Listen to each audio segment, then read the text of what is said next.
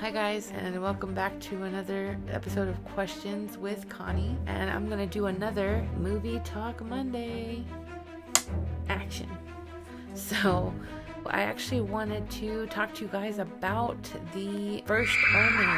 So I did go to see that this weekend, and I just wanted to share some thoughts on what I think about it. I have seen the original and of course seen the remake with Julia Stiles, so I just wanted to kind of talk about this new movie, what I thought about it. So let's get into that. Starting out, I will say that this movie felt a little long to me at times. There were definitely some slower paced times of the movie. Part of kind of how I gauge whether a movie has lagged too much or maybe didn't get to the point quick enough or have enough action is the husband sleep test. So if my husband falls asleep, that is my indicator that there was definitely some lag time going on, because 9 times out of 10 he's gonna stay awake. But if it is just not entertaining enough, or if there's too much time between something happening and the next thing, then you lost him. So he definitely fell asleep during this one. I didn't, but I usually don't during movies, especially ones that I've never seen before, because I want to see everything that happens. I want to see start to finish what's going on with it. First and foremost, I will say that the main actress, I'll put her name somewhere in here and a picture of her. She did a great job. I've never seen her before in any other movie. Okay, so I missed the part where she was in the Game of Thrones show. I did watch that show, but it's been a while. I haven't watched the new show, but just wanted to put that in there. Now back to your regular scheduled programming. She reminds me a lot of Anna Paquin, and I mean in a good way. She did a great job. Again, I've never seen her, so I can't really compare what she's done before. I will look up her filmography and see what she's got going on, but she did a great job, I thought, considering that I've never seen her in any other major scary movies that I've watched. But I thought she did a great job. She was definitely a strong enough actor to carry the performance that she did. I just think that some of the way that the storyline went for the movie could have been done a little differently, and they could have cut some things here and there. But overall, it was still a great watch.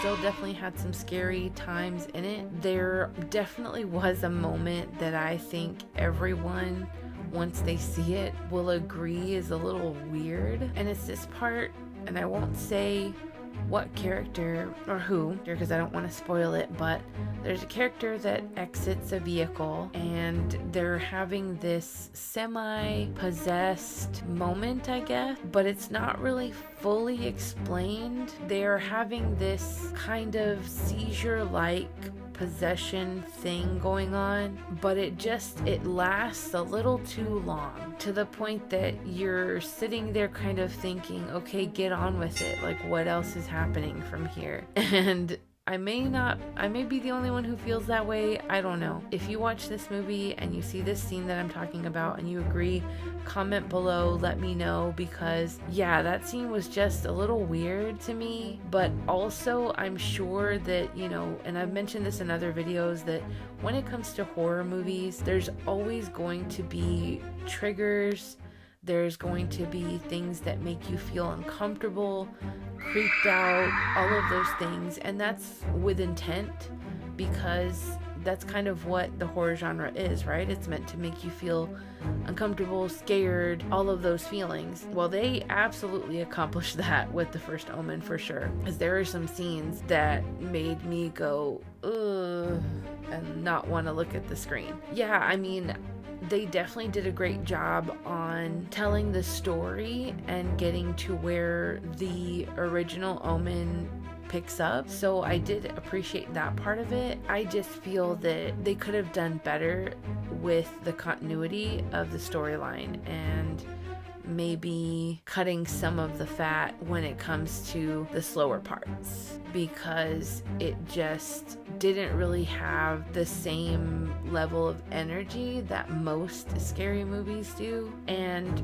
with it involving nuns, I guess part of my criticism on it is coming from me watching movies like The Nun 1 and 2 and watching the Conjuring series, and those do such a great job of kind of keeping a great pace throughout the movie. Comparing this one to those, no question those are better. I didn't care so much for The Nun Part 2 as much as I liked The Nun Part 1. Part 1 I thought was horrifying in so many different ways. I think that the image of a evil nun in and of itself is very effective, so that is definitely something that goes a long way. Anyhow, yeah, that's just something I wanted to mention there. Overall, I mean, I would recommend watching the movie if you are a fan of the Omen movies, because it is something that's trying to set up a backstory behind the first one. It was interesting to see where they took the storyline and how they explained kind of what happened up to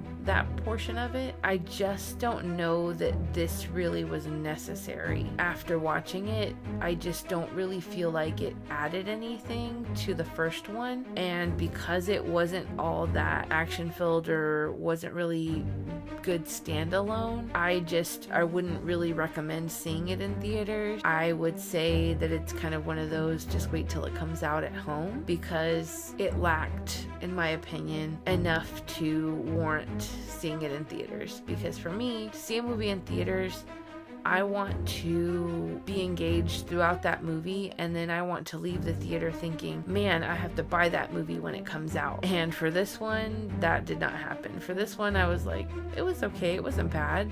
I appreciate XYZ about it.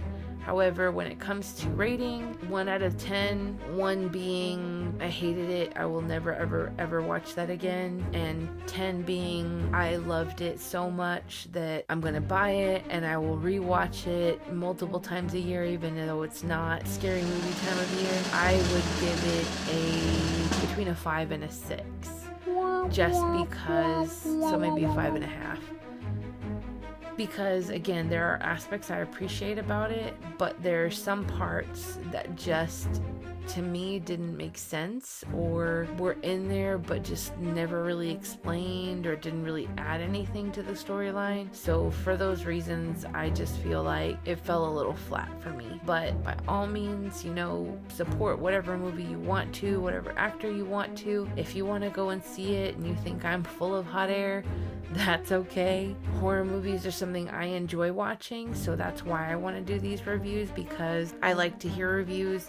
I like to read them before I go and watch a movie, because at the end of the day, that's time of my life that I'm spending, along with money that I'm spending to go and see these movies. So I like to get a honest review, so that way I know whether or not I want to go and spend the time to go and see it. So because of that, that's why I want to start doing reviews like this. And just to give you guys an idea of what I do when I'm going to consider seeing a movie or not, I pull up imdb.com. It is an app you can also get on your phone, and I love that app. It is great. I've used it for years and years and years. I go on there and I'll look at upcoming movies. I will see user reviews, and I'll go in and I'll read the reviews and kind of gauge who sounds like someone who watches movies similar to me. And if they sound like someone I might agree with, then lean toward what their review is. I don't just go by the rating, I'll go by good and bad reviews, and I'll read through them and kind of gauge what sounds like it's gonna be more aligned with my thoughts or feelings about something. So that's kind of what I do, and I just kind of want to put that out there so that way you guys have an idea of what my process is when I'm thinking about seeing a movie, so that way if that helps you at all when you're considering seeing a movie, awesome. If you have your own process, or you want to give me tips on movies and reviews, and where you like to read comments on what a movie's about or what it's like, then comment below and let me know. I'm happy to get new information on that, so that way I can check that out too. But otherwise, I hope to come back to you guys with some more reviews pretty soon. All right, thanks for watching. Bye, guys.